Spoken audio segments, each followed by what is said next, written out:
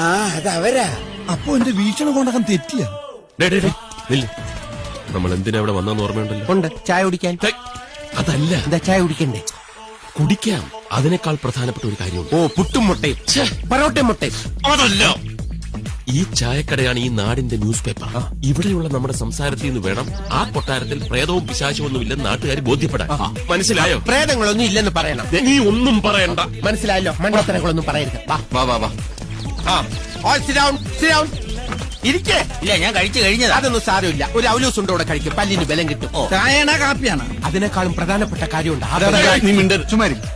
ഇന്നലെ ഉറക്കമൊക്കെ കുറെ നാളുകൂടി സുഖമായിട്ടൊന്ന് ഉറങ്ങി. അതെ, ഒരു പോള കണ്ണടച്ചിട്ടില്ല.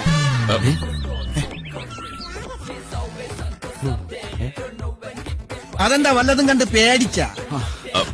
പേടിക്കാനോ? ഞങ്ങളോ? അതൊക്കെ നിങ്ങൾ ഈ അന്ധവിശ്വാസികൾ. ഇതൊരു കൊതി.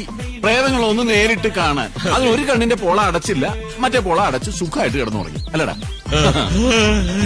സുഖമായിട്ട് ഉറങ്ങിട്ടെന്താ സാറിനൊരു കോട്ടുവായ?